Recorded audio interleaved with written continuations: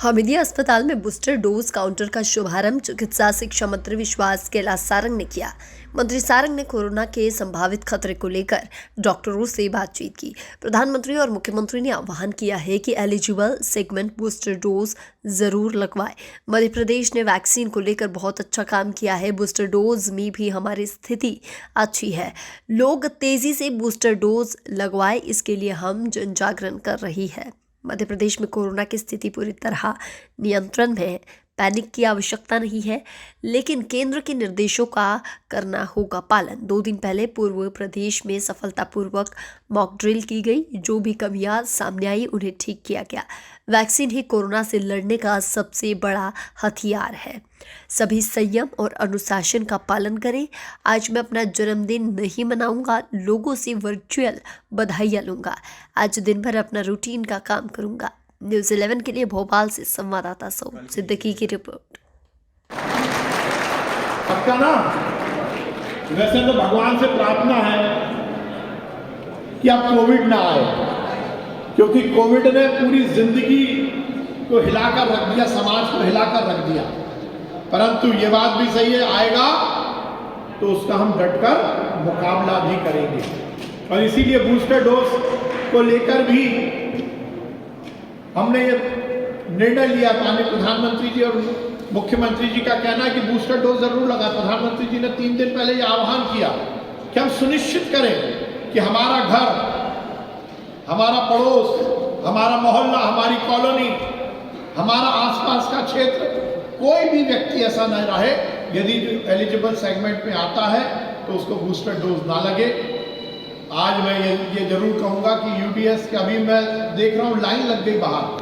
Corona है तो prepare नहीं दे सकते, पर अब तो ऐसा है कि तीसरी लहर और चौथी लहर तो 100% सारे नर्सेज लोग प्रिपेयर हो चुके हैं कि 100% काम करेंगे सब लोग और अच्छे से करेंगे। तो पहले से ड्रग्स के भी पकड़े नहीं थे कि क्या लग रहा है क्या नहीं, तो वेस्ट भी होते हैं और सब कुछ हुआ। पर इस बार से सभी को पता है कि क्या ड्रग्स देना है क्या नहीं है, तो वेस्टेज भी कम होगा। ये मैं सभी की तरफ से आप लोगों को यकीन दिलाती हूँ कि सब अच्छे से पहले भी काम किया है और अभी भी काम करेंगे। हम लोग 100% प्रिपेयर है। जन्मदिन की बहुत बहुत शुभकामनाएं सर। और इस समय सर हमारी ये स्थिति है कि हम लोग अच्छे से काम कर पा रहे हैं। बट अभी हम बात करें, जब हमारी शुरुआत हुई थी लैब की तो हमें बहुत ज़्यादा तकलीफ़ों का सामना करना पड़ा था। 25 मार्च 2020 को हमने सबसे पहले टेस्ट लगाया था और उस समय तक हमारे पास स्टाफ नहीं था। और जो भी स्टाफ आता था उसका यही कहना होता था कि हम लैब में नहीं जाएंगे। मुझे याद है हमारे पास में कुछ 8-10 लोग आए और 2-3 दिन के अंदर वापस चले गए। एक बच्चे के पिता आए थे और उन्होंने कहा कि मुझे अपने बच्चे की ज़िंदगी ज़्यादा इम्पोर्टेंट है, आपकी लैब चले या नहीं चले मुझे उसका कोई शौक नहीं है।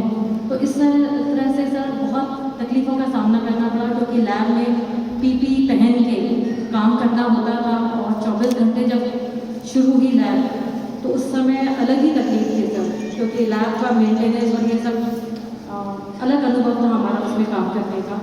बट सर शासन का पूरा सहयोग रहा, अधिष्ठाता महोदय का, और इस तरह से हमने अपना काम किया। 24 घंटे हम काम कर पाए और इसके लिए जो हमें HR चाहिए था, लगभग सर उस समय 150 लोग काम कर रहे थे लैब में।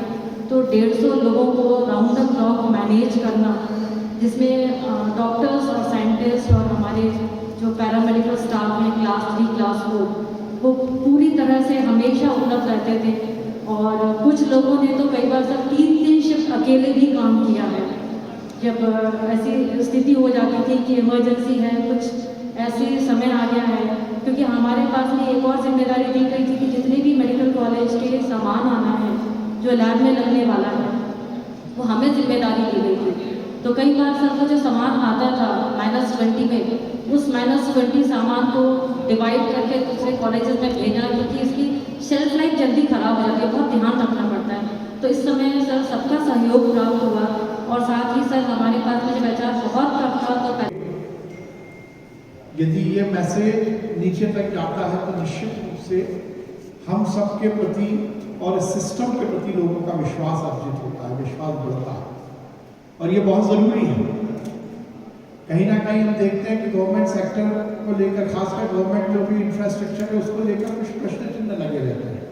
पर मैं हर समय कहता हूँ कि जितना हमारे गवर्नमेंट हेल्थ इंफ्रास्ट्रक्चर में, हमारे गवर्नमेंट सेटअप में जितनी मेहनत हमारे डॉक्टर्स और ये पूरा अमला करता है, शायद और कहीं नहीं होता, क्योंकि हमारे यहाँ प्रेशर बहुत है।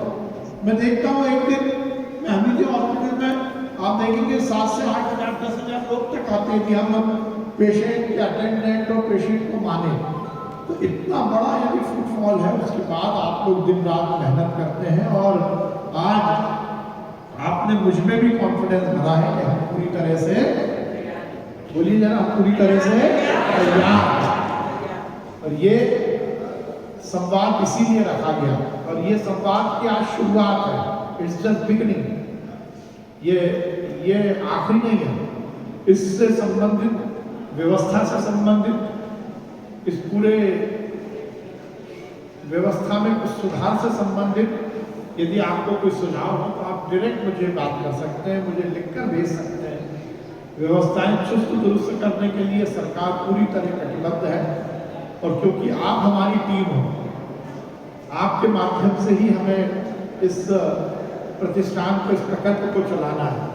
तो आपके जो भी सुझाव होंगे वो हम शिरोधार्य करेंगे और आपकी समस्याओं का हम निदान करेंगे, ये मैं विश्वास दिलाता हूँ। मैं डॉक्टर अरविंद राय जी हमारे